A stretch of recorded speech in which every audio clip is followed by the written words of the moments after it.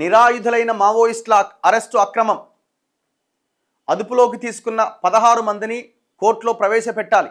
Maoist party రాష్ట్ర అధికార ప్రతినిధి జగన్ పేరిట లేఖ విడుదలైంది. 11 మంది మావోయిస్టులు సరెండర్. మావోయిస్టు ఎర్రగొల్ల రవి ఎక్కడ? ఇది పెద్ద చర్చనీయాంశమైంది. దాదాపు 3 రోజుల నుంచి నడుస్తున్నది. యాక్చువల్గా ఈ 11 మంది సరెండర్ అయినన్న వార్త వచ్చినప్పుడు ఇందులో రాష్ట్ర సెక్రటరీ ఎవరైతే దామోదర్ అలియాస్ బడే చొక్కారావు ఉన్నారో ఆయన కూడా ఇందులో ఉన్నాడని వార్తలు వచ్చినాయి. నిన్న మనం దీని మీద ఒక వీడియో చేయడం జరిగింది. దామోదర్ అందులో లేడు అన్నది మనకు తెలిసిన సమాచారం. దామోదర్ లేడు కానీ ఎర్రగొల్ల రవి అని డివిజనల్ కమిటీకి చెందిన మన తెలంగాణ వ్యక్తి అందులో ఉన్నాడు అని ఒక వార్త. సో ఇప్పుడు అతను ఎక్కడ ఉన్నాడని కూడా అడుగుతున్నారు. అయితే నిన్న మావోయిస్టు పార్టీ ఒక లేఖ విడుదల చేసింది. అయితే వీళ్ళంతా తెలంగాణ పోలీసుల అదుపులో ఉన్నారు. ఆల్రెడీ హైదరాబాద్కి తీసుకొచ్చిర్రు. ఇక రేపే వీళ్ళందరినీ మీడియా ముందు ప్రవేశపెట్టే అవకాశం ఉందని వార్తలు వచ్చినాయి. కానీ మరి ఆల్ ఆఫ్ సడన్గా ఏమైందో ఏమో తెలియదు, సైలెంట్ అయిపోయారు.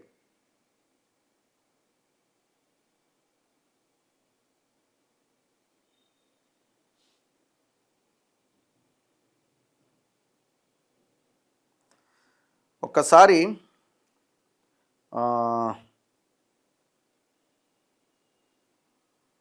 ఇక్కడ ఉండే కదా,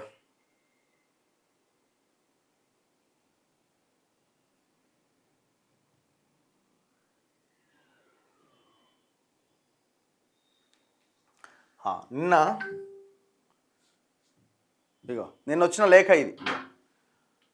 భారత కమ్యూనిస్టు పార్టీ మావోయిస్టు తెలంగాణ రాష్ట్ర కమిటీ పత్రికా ప్రకటన 17వ తేదీ అంటే నిన్న వచ్చిన లేఖ. ఉమ్మడి ఆదిలాబాద్ జిల్లాలోని సిర్పూర్ యు మండలంలోని ఖకర్బుడ్డి, బాబ్జీపేట గ్రామాల పరిసరాల్లో నిరాయుధులుగా ఉన్న మావోయిస్టుల అరెస్టును ఖండించండి.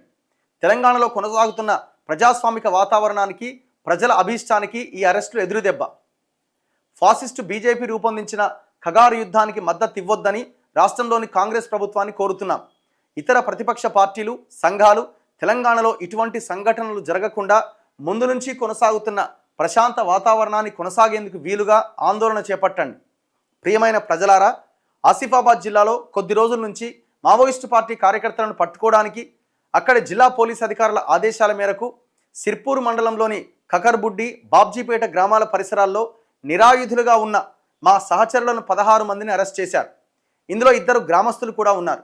ప్రస్తుతం తెలంగాణలో కొనసాగుతున్న శాంతియుత వాతావరణాన్ని భంగం కలిగించేందుకే ఈ చర్యలకు పాల్పడుతున్నారు. ఈ అరెస్టులను ఖండిస్తున్నాం. అరెస్ట్ అయిన వారిని వెంటనే కోర్టులో హాజరుపరచాలని కోరుతున్నాం. ఇటువంటి చర్యలను అన్ని రాజకీయ పార్టీలు, సంఘాలు, ప్రజాస్వామికవాదులు, మేధావులు ఖండించాలని, తెలంగాణలో ప్రశాంత వాతావరణం కొనసాగేందుకు వీలుగా ఉద్యమించాలని పిలుపునిస్తున్నాం.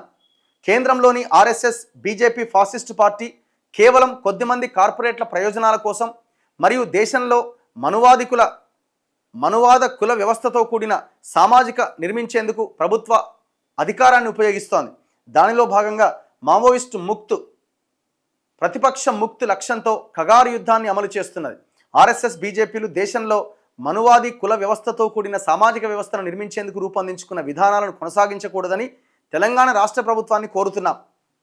ఏక్ భారత్, శ్రేష్ఠ భారత్, ఏక్ చునావ్, ఏక్ పార్టీ నినాదాలతో దేశంలోని అన్ని పార్టీలను నిర్మూలన చేసే పథకంతో ముందుకు పోతున్నది.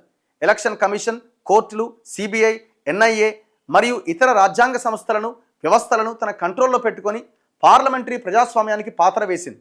దానికి బీహార్ ఎన్నికలే తాజా ఉదాహరణ. కాబట్టి నేడు ఆర్ఎస్ఎస్, బీజేపీలు దేశంలో అత్యంత ప్రమాదకర శక్తులుగా నిరూపితమైనవి. వారు కొనసాగిస్తున్న ఆర్థిక పాలసీలు కార్పొరేట్ల ప్రయోజనాలకు మాత్రమే. వారు తెస్తున్న పాలసీలు, చట్టాలు దేశంలోని ప్రజలకు, పార్టీలకు, సంఘాలకు, అన్ని వర్గాలకు ప్రమాదకరమే. కాబట్టి అందరూ ఏకమై ఆర్ఎస్ఎస్, బీజేపీలకు వ్యతిరేకంగా పోరాడాలని కోరుతున్నామని జగన్ అధికార ప్రతినిధి తెలంగాణ రాష్ట్ర కమిటీ పేరుతో ఈ లేఖ వచ్చింది. అయితే ఎర్రగొల్ల రవి అనేట ఆయన ఎక్కడున్నాడు అన్నది ఒక చర్చ ఇప్పుడు. మరి ఇప్పుడు ఆయన మావోయిస్టుల పోలీసుల అదుపులో ఉన్నాడా, అడవిలోనే ఉన్నాడా ఏంటన్నది క్లారిటీ లేదు. ఇగో వాళ్ళకి సంబంధించిన ఫ్యామిలీ మెంబర్స్ కూడా నాకు మెసేజ్ పెట్టినారు, అన్న మా బ్రదర్ నిజమేనా, దొరికిపోయిందా అంటే వాళ్ళు అరెస్ట్ చేసిరా ఏంటి అని. కానీ క్లారిటీ లేదు ఎవరి దగ్గర. ఎవరైనా మావోయిస్టు ఉద్యమంలో సుదీర్ఘకాలంగా ఉన్న ఉమ్మడి మాచారెడ్డి మండలం ఆర్యపల్లి గ్రామానికి చెందిన ఎర్రగొల్ల రవి అలియాస్ సంతోష్ ఆచూకీపై సందిగ్ధత నెలకొంది. ప్రస్తుత పరిణామాల నేపథ్యంలో ఆయన అరెస్ట్ అయ్యారా, లొంగిపోయారా అనే చర్చ కామారెడ్డి జిల్లాలో జరుగుతున్నది. 2001లో ఇంటర్మీడియట్ చదువుతున్న క్రమంలో అజ్ఞాతంలోకి వెళ్ళిన రవి ఆ తర్వాత ఇంటి ముఖం చూడలే. ఆయన ఎలా ఉంటాడో కూడా ఎవరికీ తెలియదు. ఆరేపల్లిలో అతని ఇంట్లో 10th మెమోపై ఉన్న ఫోటోను పోలీసులు తీసుకెళ్లారు. లొంగిపోవాలి అని రవి తండ్రి రామయ్య, తల్లి భూమవలు పలుమార్లు వివిధ మాధ్యమాల ద్వారా కోరారు. రవి తల్లి కూడా చనిపోయింది.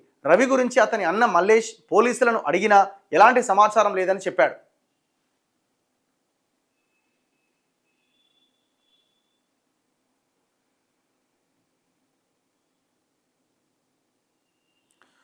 సో నిన్న వాళ్ళ ఫ్యామిలీ మెంబర్స్ నుంచి కూడా మెసేజ్ పెట్టినారు పాపం.